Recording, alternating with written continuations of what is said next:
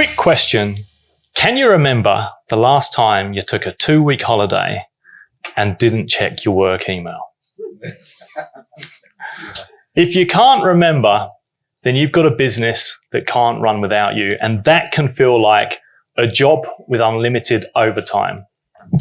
Hi, my name's Lloyd Thompson. My business is Virtual DOO, and we help busy business owners with teams get out of the day-to-day operations. And today, I'm going to talk you through some of the biggest operational bottlenecks that I see in businesses and how to eliminate them. But first, you'll see a QR code down here. That's for a quick diagnostic. It takes about 5 minutes.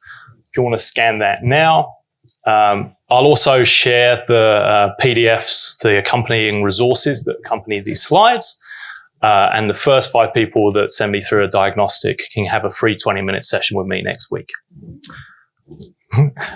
So let's start with, again, oh, there was someone taking a photo there. Okay, great. Let's start with a game.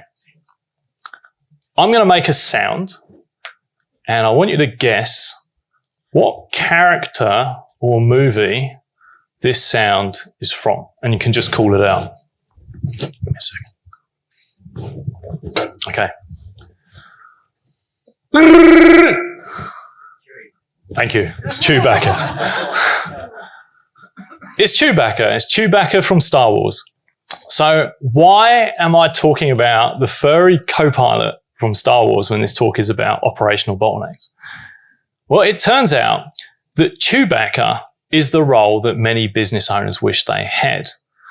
He's the person that's going to fly your ship, handle the operational reds and greens, manage the chaos, and allow you to focus on your mission. But unfortunately, many of you do not have this Chewbacca role, and so it can feel a little bit like flying your ship through an asteroid storm. So firstly, before I go too far down this lane, has anyone not seen Star Wars, if you can raise your hand?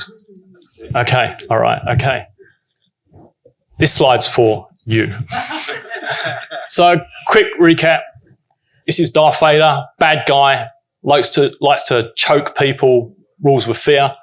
These folks in white, they're stormtroopers. That's basically his army. Terrible shot. This is Chewbacca, good guy. He's your 2IC. He's your guy who runs your operations. Unfortunately, most people in small and medium-sized businesses don't have one of these. And then these are the good guys. These are the Rebel Alliance. They just want freedom. And then we've got the Death Star. The Death Star is the bad guy's megaship, and this represents the critical bottleneck in your business. And every business has a Death Star. And for most small to medium-sized businesses, that operational bottleneck is the founder. Yeah, so the first operational bottleneck that I see the most, it is the founder. What's the first operational bottleneck in most small to medium-sized businesses? Thank you. And so if you leave this problem unchecked, if you don't handle these critical operational bottlenecks, then that can lead you into chaos and overwhelm and stalled growth. So today, I want to take you through, if you don't have that Chewbacca-like role, that operator, what are the most common operational bottlenecks that I see when we're running and assessing businesses, and how to solve them. So the first critical Death Star bottleneck that I see is vision. I worked with an SEO agency, about 2.5 million in revenue, a team of 12, and I asked the founder about their vision. And he described this beautiful white glove, silver platter, high touch business servicing a few really valuable clients. When I asked the team about the vision, what they described was throughput, lots of clients, servicing them as quickly as possible, but serving maximum clients. So there was a big disconnect there. So how did this happen? Well, it turns out that the founder had not written down and shared his vision with anybody. So how can your team help you hit the target if it's not being shared? And so by the act of sharing the vision, it took a couple of months, in fact 3 months later, he had a new service defined that he could sell to higher paying clients. What I find is a really nice way to articulate your vision is to write a vivid vision. And you can Google these for samples of these, by the way. And incidentally, I have my vivid vision here if you want to scan that QR code as a sample. So how does a vivid vision differ from your typical vision statement, which tends to be like a one-liner? The vivid vision is more of a description to paint a picture of what it feels like to be in your business in 3 years' time. So what does it feel like? What do your clients say about you? How is your team working? How are you interacting with your business? What are your core values? These are all elements that you would include in your vivid vision. And you can use this to attract and repel staff because you want them to match your values. So this is a really simple artifact. And I saw this done so well recently. 2 months ago, we onboarded a law firm in Charleston on the east coast of the US. And the founder shared with me his vivid vision. And so they have a few different disciplines. It's a family business. They've got property law and commercial law and other types of law that I can't remember right now. And their vision was, because all of these disciplines are operating autonomously, what they want is a central governance, some kind of central standards that they can have this standard behavior across the company. And so one example of that was they wanted to have onboarded and completed with 1 week for their clients. So it just shows they're really proactive. You know, the client's paid some money, they're getting involved. They know that onboarding is going to be completed within a week. And so because we came in, we'd received the vivid vision, the team already knew about it, they were already aligned, they already knew what could look like. This was completed within a month. So that's what good looks like. So clear vision, clear results. The next Death Star trap I want to talk about is right people, right seats. First, right people. I commonly see businesses hiring for skill, but then neglecting character. And so I work with an e-commerce business, team of about 35, 20 million a year in revenue. And they had this amazing designer. And he would do the labels, he would do the product design, he'd do the landing pages, but he was terribly toxic. He would turn up late to meetings if he turned up at all. He would be rude to others. He'd been rude to vendors. And when I came into this business, I'm like, why is this guy here? But the founder felt like he needed him, but it was costing him. It already cost him a couple of employees. And it took me far too long to be able to make a case to get rid of this guy. So how do you stop? How do you assess character? How do you get the right people in your team? This is about your values. And it's hard to assess character if you're going out cold, if you're finding someone you've never worked with before. How do you do that? There's all sorts of diagnostics you can do, but unless you really know someone, it's hard to know what they're going to be like. And so this is why it's really important if you have a team. That's one way you can help recruit people. You can go to your team, you can offer them a reward for reaching out to their network. So going in your network first is very powerful. If you're going to go out cold, then it's so important to do a character reference. And so many people forget to do the character reference. So that is the first lens. Like, can you go through your network to hire someone before you go out cold?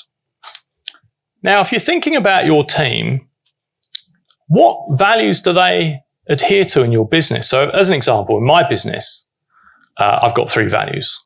So heart and humor, it's my style, like a bit of humor. We're going to have sometimes challenging conversations with teams. We look at structure of businesses. So it's important to have that empathy. We are artists, so we're proud of our work. I want artists, not workers. And I've got constant Kaizen. So that's about improving ourselves and improving others. So those are my values for my business. If I was to run that filter across these two characters, I wonder who would be a right fit for my team. Well, if I started with Darth Vader, heart and humour, probably not so much. Then, okay, we are artists. I mean, he's very proud of his work. He does amazing things. Constant Kaizen, I'm not sure. But the point is, he fails one of my core values that's really important to me. He wouldn't be a fit for my business. Similarly, Luke Skywalker, long story short, I think he'd be a great fit. He fits my core values.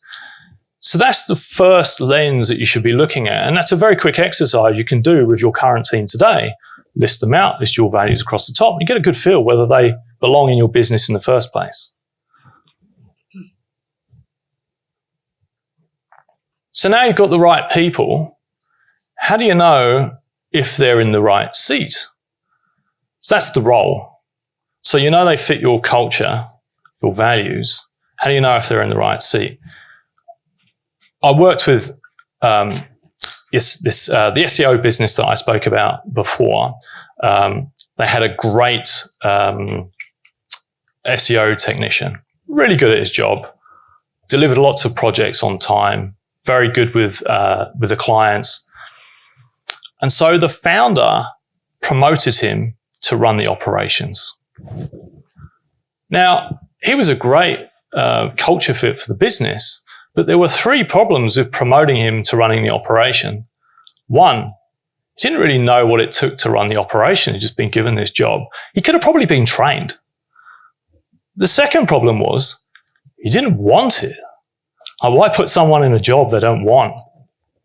And the third one was he didn't have the capacity to do it. It wasn't really his skill. He didn't have the time. In fact, he was actually still doing SEO stuff. So pulling him out of that position and putting him back into his original position was great for him. It was great for the business. But those are the 3 filters that you can apply to see if someone's in the right role. Do they get it? Do they want it? Do they have the capacity to do it?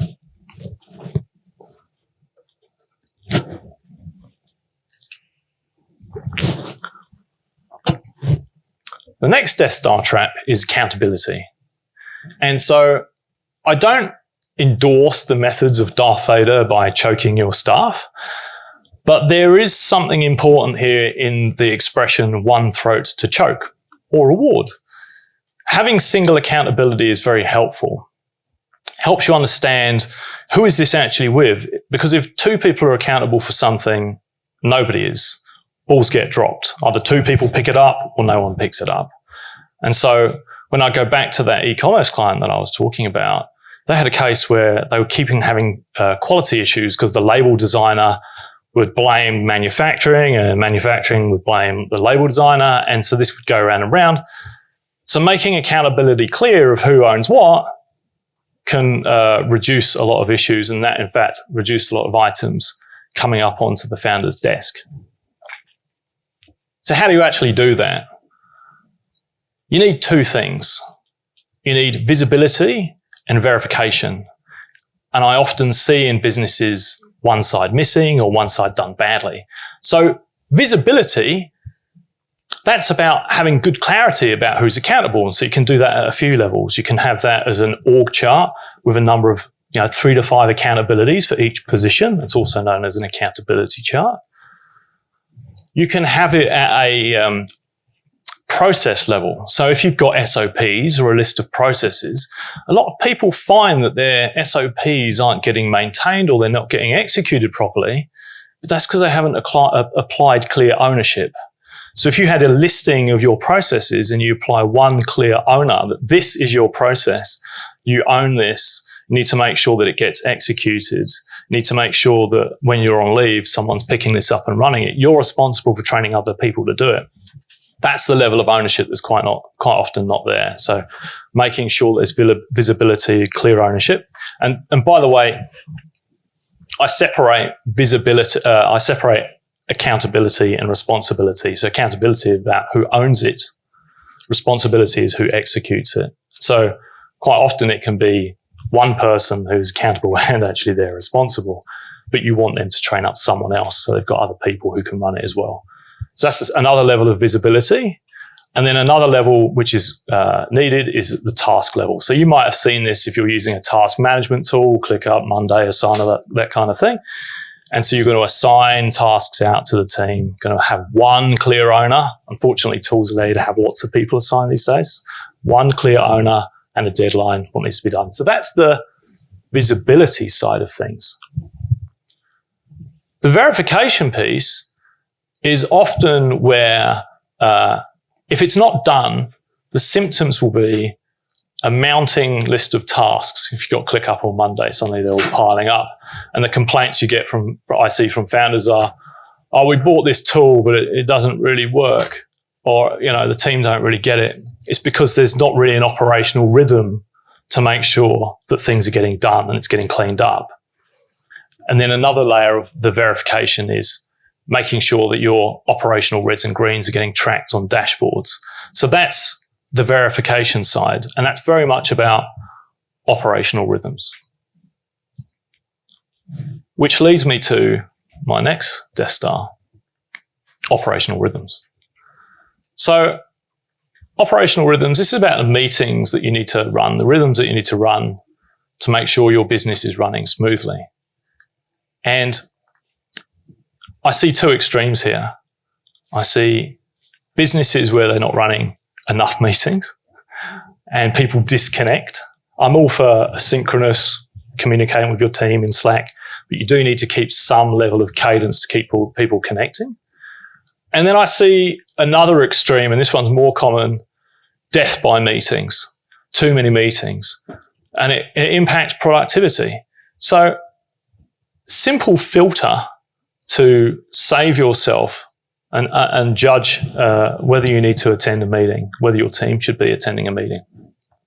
What's the purpose of this meeting? Is it just to inform? Is it one-way communication?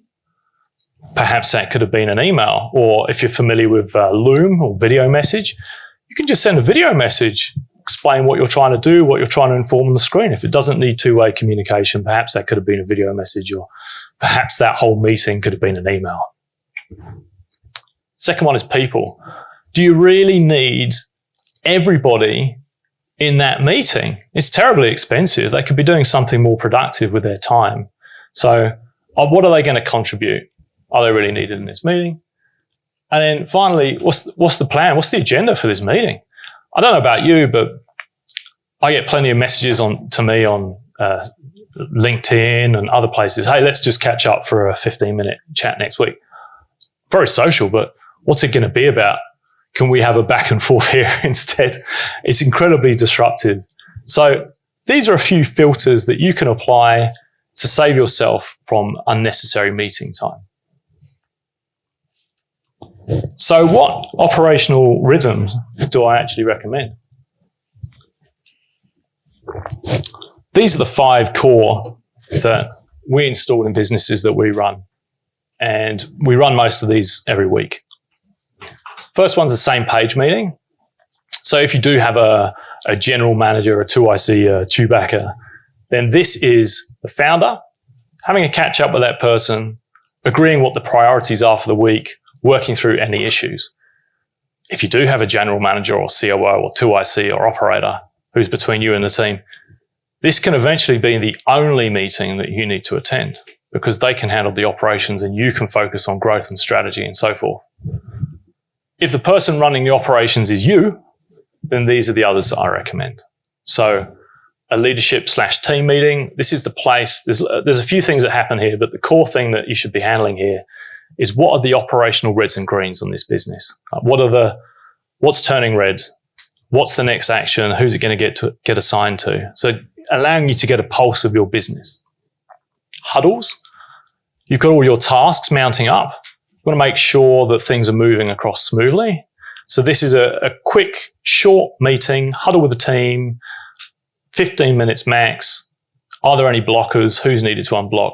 Let's carry on. Just keeps things moving. One-to-ones, these get skipped a lot, but these are important. If you don't do one-to-ones with people, you'll get surprises. And there's 2 types of one-to-one. The classic thing that I used to do in corporate was run through the 10 things. But the core of it is, what are your goals? What projects you're working on? How can I support you? Very structured. But what I learned is there's another kind of one-on-one you need to do, and it's good not to do it. It's good to do it separately, and that's just a casual catch-up.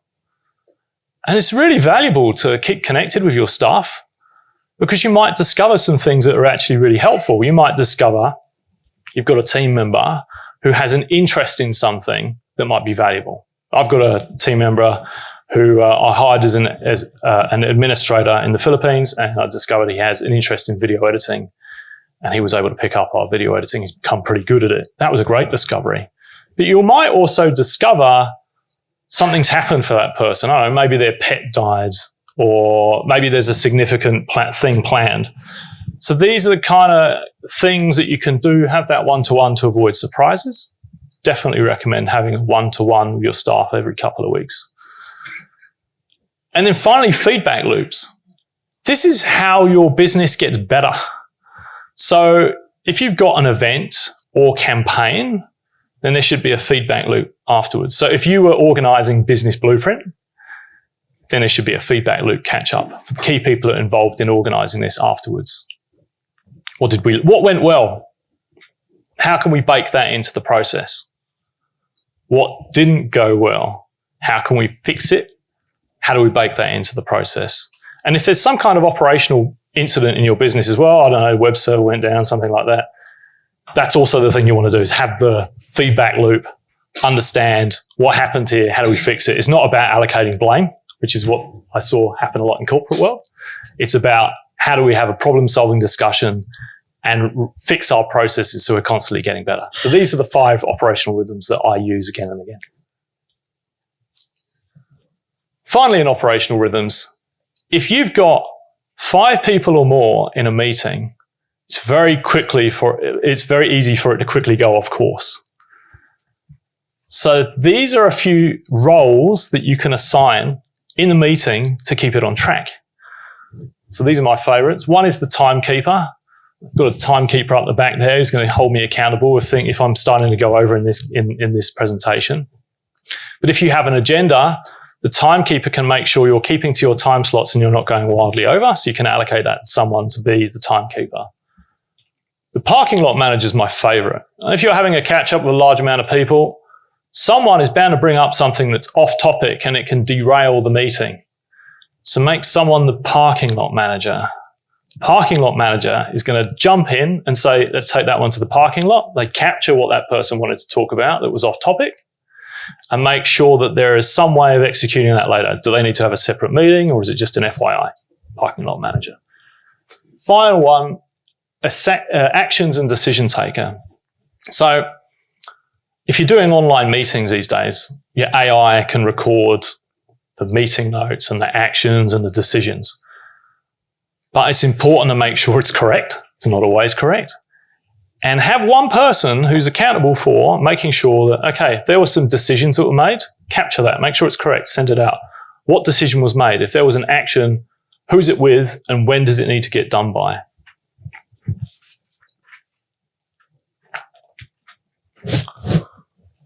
And the final operational bottleneck or Death Star is dashboards.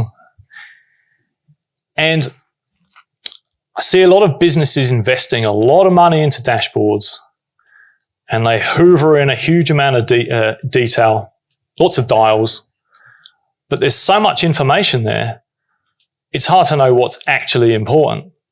It's very hard to hit the target if you're just looking through all of this noise.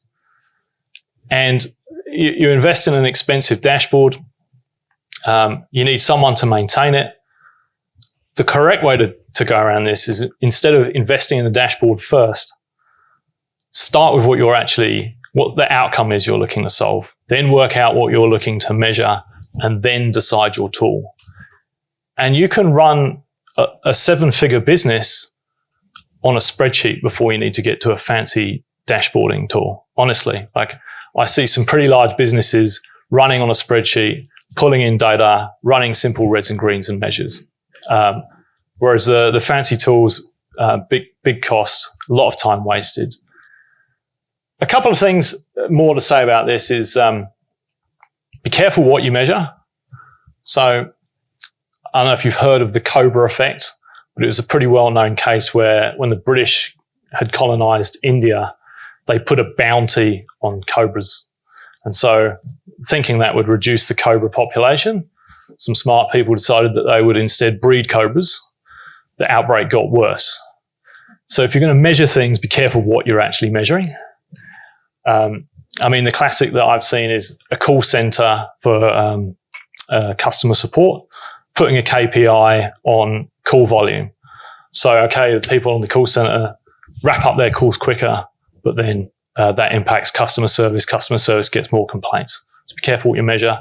Also, don't give people too many measurements. Like if you're giving out KPIs to your team, you've got a dashboard, you're assigning different measurements and different values that you want your team to be accountable for.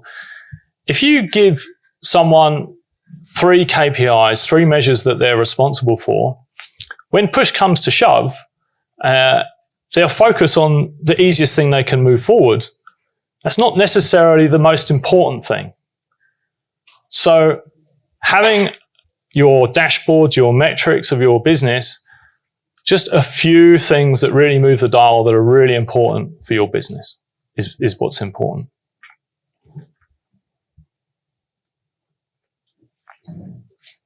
So, in summary, the 5 operational bottlenecks that I see most if you don't have a 2IC, who's running the ship, are your vision, right people, right seats, accountability, operational rhythms, and dashboards. If you have that covered, your operation should be running smooth and you're flying free.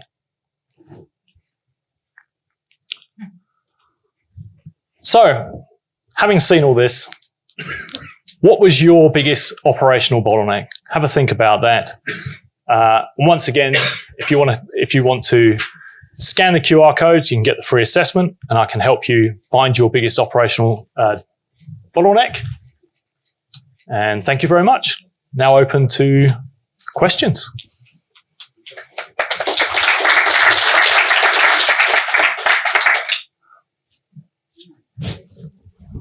All right, everybody. So if you have any questions, stick your hand up in the air. We'll get the mic to you. Lloyd, you were that good. Oh, here we go. We've got a question. Not too. Thanks. It was a great presentation, and I think the problem's in the room, and we all know that. But I suppose for me, one of my big challenges at the moment is we have a really quite well documented, good checklists and all the rest of it, and really good team, but there's often just slips, and they are slips and they're minor. I really struggle with when and how to give feedback without sounding like a picky, petty bitch. But if they don't know, then they're not going to get better. And I'm really struggling with that, to be honest. Great. So when to give feedback? As close as you can to whatever you saw that needs feedback, don't sit on it. Catch them directly afterwards. And there's a little acronym I've got for just remembering the elements that you want in your feedback. And don't make it stiff and rigid, but here's an example. So I use the acronym BEER. It's probably outdated. That's the behavior. What was the behavior that you observed? So it's not about the person. I observed this behavior. What was the effect that it had? What would you have expected instead? And what was the result that would have? So if I try and play out feedback I had in the past, which stuck with me, this is for me. It went along the lines of, Lloyd, thanks for contributing towards that meeting. I could see your enthusiasm. So that's the behaviour. But, you contributed so much that didn't really give some of the quieter people a chance to contribute. And so the effect was, we've lost some perspectives in the room here, which is really valuable. So perhaps you could channel that energy into helping others speak up. So that was a feedback or something like that I've had in the past. And I was like, great, I'm going to use that. So if there's a feedback you want to give it as close as you can. It's private. It's not over Slack or one way. You want to see their eyeballs. And I know that might sound obvious, but so many issues bubble up in teams because people have a feedback or a comment or something, and they say it over Slack or whatever your messaging thing is, and it gets perceived in a poor way, and then it turns into something. So that's how that's done. I want to say on the topic of giving feedback as well, that if it's positive feedback, this is a great time to call that out openly. So while feedback for opportunity is private, if you see something which is good feedback, announce it. And if it's if there's a value of your business that's related to your culture, try and link it to that. You know, oh, look what Fred's done. This is a fantastic example of we are artists. You know, I'm so proud of this work. And then you can actually use that BEER acronym for good as well. You know, this was what I observed. This is the effect it had and the result it had. Yeah.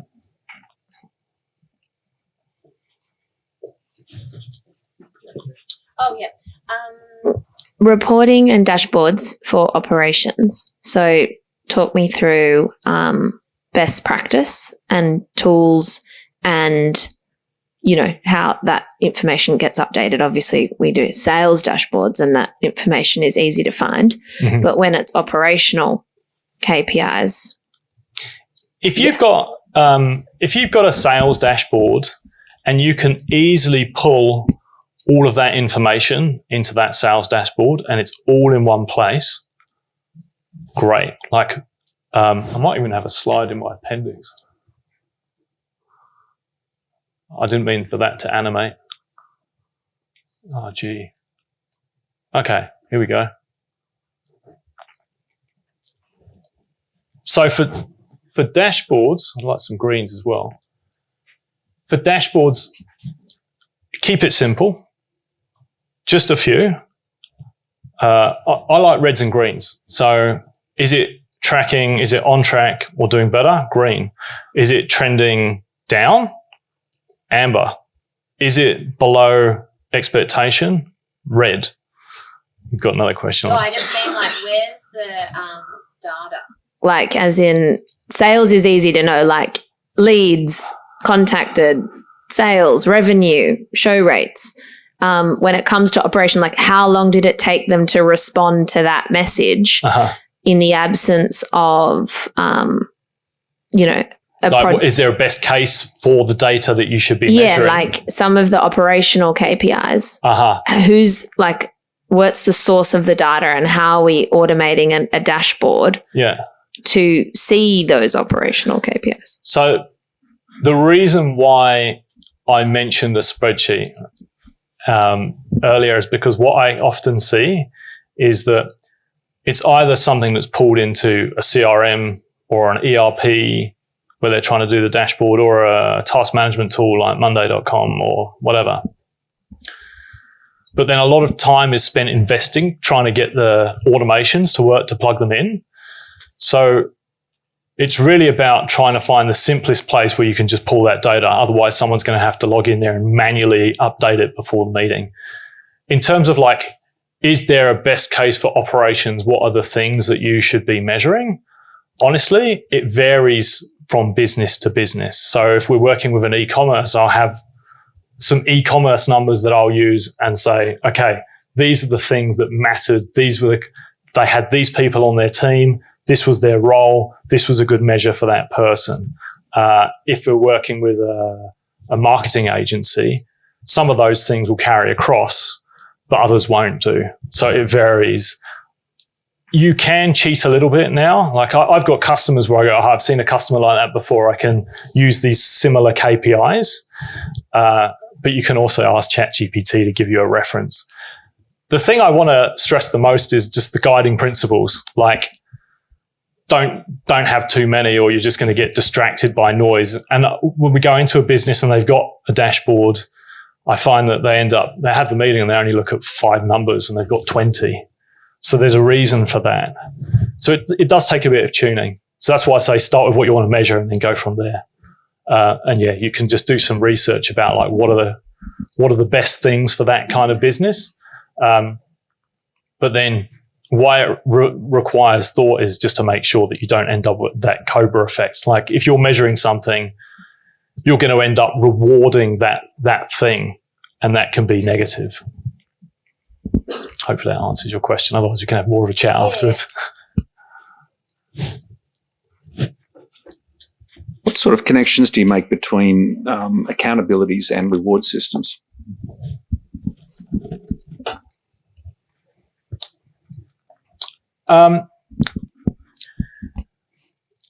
That's something, it's bespoke. I mean, I mentioned one earlier.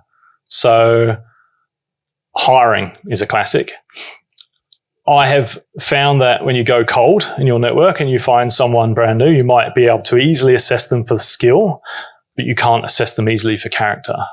So I have a very strong bias for me knowing that person or going from my network or rewarding my team. And I like rewarding my team for that.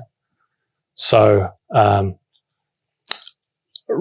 I've got, a list. You'd have a list of policies that you can use over and over again where there's certain things that trigger a reward. Is it referral? Is it hiring a team member?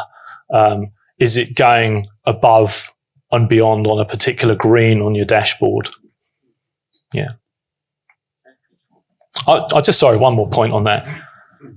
It doesn't always need a financial reward. I know I've talked quite a bit about, accountability and verification, and I use Darth Vader because it can be kind of a negative tone when I talk about accountability. But it is also a place for reward.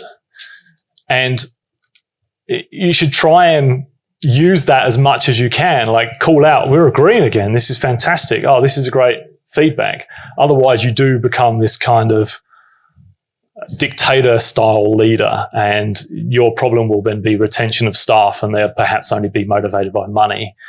So if your reward system is only money, there's a problem. Like, people get really a good feeling about being recognized in credit. They might not say it out loud that they do, but it is a great feeling to say, thanks, you're really leading the team here. This is a good example of what we want. Yeah.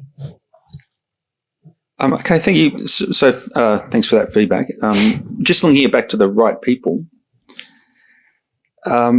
what's the journey that you would take when you discover in an existing team that you've got maybe the right person in the wrong job, or you've got a person who can do the job that's not the right person? So, where do you move from there? And how patient are you on that journey? How much latitude, how much rope before the throat gets choked? I like this question a lot. Okay, thanks. When we go into businesses, I nearly always see someone who fails the right people test, and that's why it's so important. Always there's someone. If we're dealing with teams of 5 to 25 staff, so the chance of there being a bad apple in there, depending on how bad the apple is pretty high. What do you do about it? Feedback. Often, and as close to the event as possible. I spoke about a designer who would routinely turn up late to meetings. I knew as soon as I joined that business that he didn't belong there. It didn't take me long, but I needed to now prove to the founder that he didn't belong there. So I might even have an example of this somewhere. Why did I leave the animations in my appendix? Okay, it's going to take me more time than good to find what I was looking to do. Yeah, all right, forget that. You might have it there. Might have been where No, I wanted to show it's a behavior tracking spreadsheet. Oh. Was that it? No. Give me 5 seconds, and if we can't find it, I'm going to give up on it. Yeah, I've given up on it. All right. So, all right, I've got time. So, behavior tracking. So, take my designer example, the toxic designer. He didn't show up late for a meeting. I'm not going to launch straight into my feedback with the beer. I'll ask him, hey, let's just have a quick catch up afterwards. What happened? I observed that you were unable to make the meeting on time. I want to hear their side of the story. Might be a good reason. I track that. Very simple thing. Have a spreadsheet, date, who, what was the behavior, what was desired. Give everybody a fair go. But you'll eventually hit trends with bad apples, and it normally doesn't take very long. And so, I mean, HR practices in different countries are going to vary in terms of letting people go, but the one thing that's consistent is you're going to need evidence or a case to show that you have given feedback. So this is the core of that. Catch them in that moment, have that feedback, capture it. And after you've had like 3 or 4, you're like, hey, look, this is the third time in 2 weeks that we've had that discussion now. You know, I think there's a pattern brewing here. You've then built a case. And that actually applies both to character and performance, but it's a very different tone. So character, for me, I've found using a spreadsheet, which I share with the founder, very important, because sometimes, like in the case of that toxic designer, they feel trapped, but that they have to keep that incredibly skilled person in the team.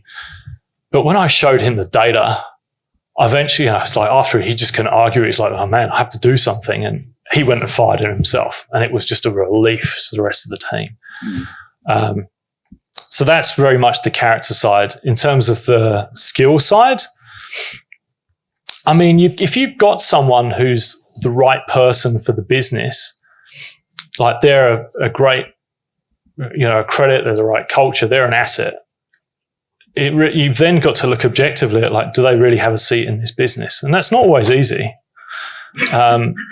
So it normally doesn't take long. You'll generally know how they're going, especially if you're tracking performance with your dashboards and you've got all this stuff going. So it won't take you long until you'll be able to see that. But the point is, track it.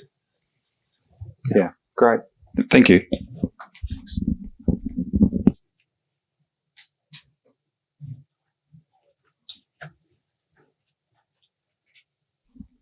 Any more questions, anybody? No? Okay. Oh, Well, good go. All right. I'm enjoying this. So we have, I just want to know best use cases of tech. So we currently use a lot of Notion, and I want to migrate to ClickUp for our tech team, and just want to know. I've seen a lot of other SaaS businesses do it. One thing is, our current communication with clients is like Slack and WhatsApp. And they, like, asking them, they're like, do not give me another tool that I need to sign into to communicate with you. Like, they barely sign into the platform to see their stats and stuff like that. So we're going to build some automation to send them information that they should be looking at. But when it comes to project management, like what, I like this question a lot. ClickUp, Lala, communication. Okay. Not overwhelming clients. The core things that I'm going to need in most businesses to run it smooth, I'm going to need a CRM. I'm going to need a task management tool, which might be a ClickUp. I'm going to need a chat. So whether that, I personally like Slack, some people don't like it. You need some place to hold your SOPs, your documents, Notion. To be honest, Google Drive is fine. Honestly, people invest and go too complicated. If it's too complicated, it doesn't scale. So what have we got here? CRM, communication, task management tool, some kind of conferencing. Google can do that, but I use Zoom. I just find Zoom to be the best. You said something interesting about how do you communicate with the clients. You can have too much information coming at you as a business owner, and it can also be pretty overwhelming for a founder. And so the art is to try and remove some of the channels and simplify them. And so when we're working with a client, I don't really mind what channel they're using as long as it's strictly for that. So if it's like I'm working with my team, I use Slack. WhatsApp is the social channel for me, or it's the emergency channel. If one of my teams messages me on, did I say Slack then? WhatsApp, I meant. If someone messages me on WhatsApp, it's either social or there's a problem. Slack is for communication. Working with businesses, I try and get businesses off email if I can, unless they really want to stay on email. Like, when you're communicating with your clients, if you can have a dedicated channel for them, that's a really nice way to do things. I wouldn't be communicating with my clients on WhatsApp. And that's also nice for your team internally as well. Like for many people, WhatsApp or whatever you're using on your phone, Signal, whatever, is for personal and it can't easily be switched off. Whereas with Slack, you can say notifications are not going to happen after 6 p.m. And it's a really nice distinction for people that Slack is for work and WhatsApp is for social. I've gone down a rabbit hole here, but Yeah. And so Notion I like, by the way, but it could also just be Google Docs. Like in my business internally, I run everything out of Google Drive, like in terms of doc. I don't use Notion. Notion's great. I use Asana. I don't think Asana's the best. It could be clickupmonday.com. A principle I would use is don't make it too complicated. So a trap that I see a lot of people do is they invest in ClickUp. ClickUp's great. And then they turn up all of the features, which costs a lot, by the way, if you dial into all of them. And they forget the really important basic things that all task management teams will have. Like, how do I guide someone through a key set of steps? And who does this work belong to? And what does good look like what's in the description? I guess, yeah. So we have those dedicated channels with clients, but I can easily see that at scale, that is chaos. So I guess my question is like, how do you, for our team, like putting it all in one thing like ClickUp makes our job easier. But my issue is clients are like, I don't want to have a now ClickUp thing to access ClickUp because in their own businesses, like we deal with founders that have all their own stuff going on. So they're like, make it easy for me. Yeah. But where's the, what do you do? So it's something interesting there as well. Most founders don't want to go in ClickUp. They don't want to go, a lot of them won't even want to go in Slack. And that's where having an operator as that one level down is going to manage that. And that's where that same page meeting I talked about earlier is a great place for them to talk, agree the priorities and allow them to execute. It's not a black and white answer for what you're saying, by the way. Like, does it live in ClickUp or does it belong in Slack? With Slack, there's quite a lot that you can do to reduce noise. So bad practice that I see often is everybody adds everybody into the channel. And if you go in there, it's like, this is overwhelming. And then all the ping, ping, ping, ping, ping. But what you can do is just make sure that, there's a channel per project and only the people that are involved in that project are added to that, and they're private channels.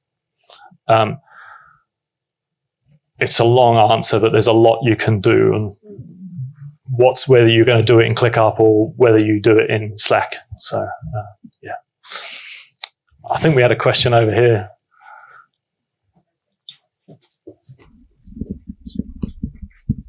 Thanks. Sorry, I just wanted to pick up on your comment about getting clients off email. Can I ask why? Like, we deal with corporates and they love email. So I'd just like you to expand on that. Yeah. And I'm talking about internal operations, and I should have prefaced that. Oh, but you said clients, that's why I was like, So, I mean, yeah, you're right. My bad.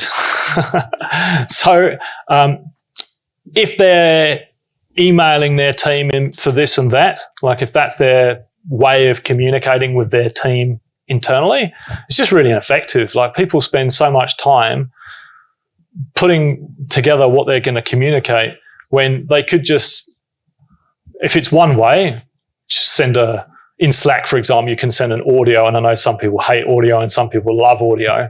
I like Slack because it gives you a transcript. So someone who hates listening to my voice can listen to the transcript instead. So that's really good, much faster.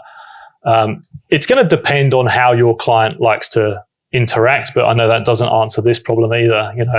What's the standard way to interact with your client? Yeah. No, so I misunderstood you. I think you were talking about your clients that you help, and I thought you meant like for us dealing with our external clients, which, as I said, ours like email. But as a client who's had people, I think is that, I was just going to say, as a client who's occasionally had suppliers say, log into this, can't stand it. send me an email with a link to something. I will press a link, but even better, give me a loom, giving me a quick highlight reel of what's good or bad this month. Yeah. As a founder, what do I need to be paying attention to?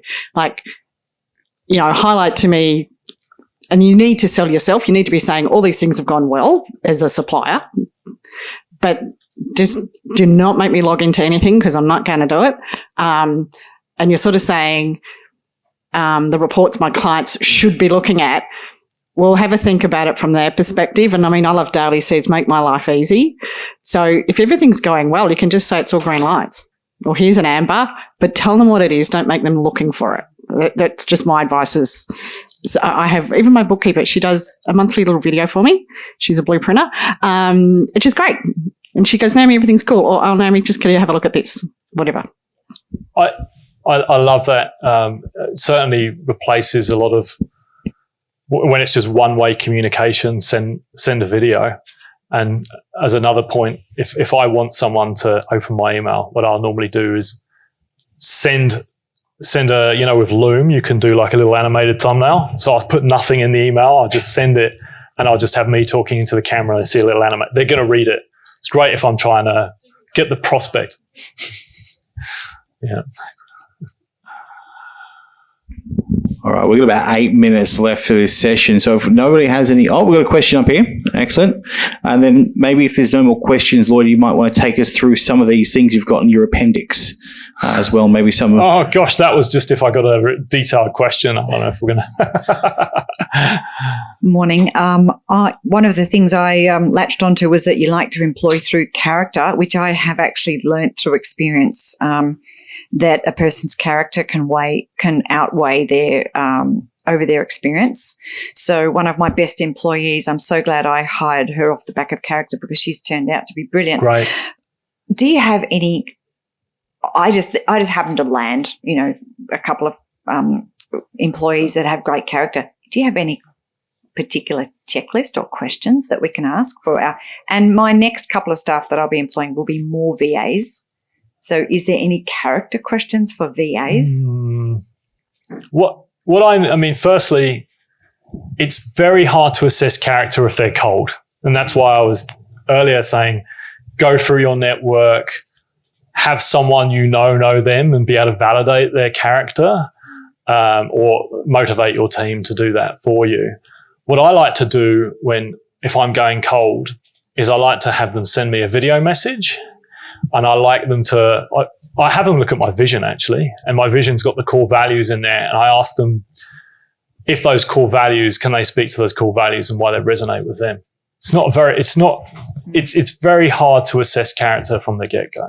So I don't have any, silver bullet, wonderful questions. It's a challenge, I must say. Yeah. Terrific. Thanks. I do make them do a video as well, which you can kind of get a little bit better of a feel for them than just a CV, but all good. Well, we've got a question up here. I'm loving the engagement in this presentation, by the way. Hey, man. My name's Eli. I run a martial arts gym, amongst many other things, but that's my main focus right now. The end of last year, I realized I couldn't do it all, and I hired a 2IC. Right.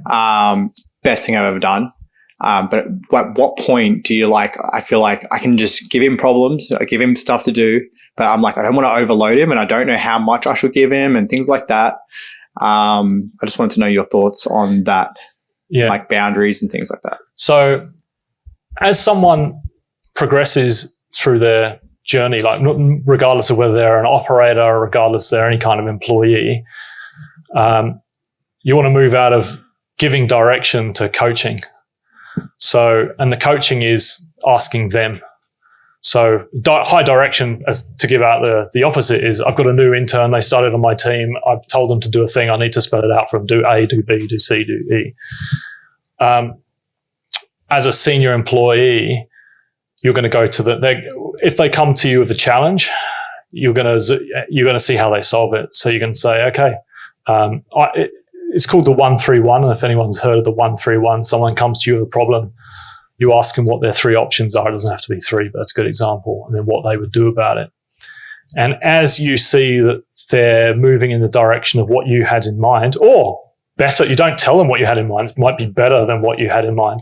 You zoom out further and further. And you can also, so you can zoom out using coaching, but you can also zoom out using financial. So you can say, well, to be honest, if the limit, if the spend limit of the decision you're going to make is under 5K, go do the thing. If it's not the thing you wanted, it's only 5K.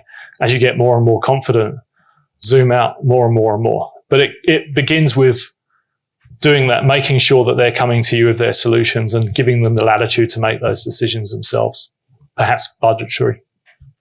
Yeah, that's great. Thank you. I think, we might have one more. Hey, my name's David. I run a small architectural practice, and we've got 3 people on the team. The projects are all very different to one another. So we've pretty much once a quarter, we reinvent the way that we're trying to track metrics of how each person on the team is performing.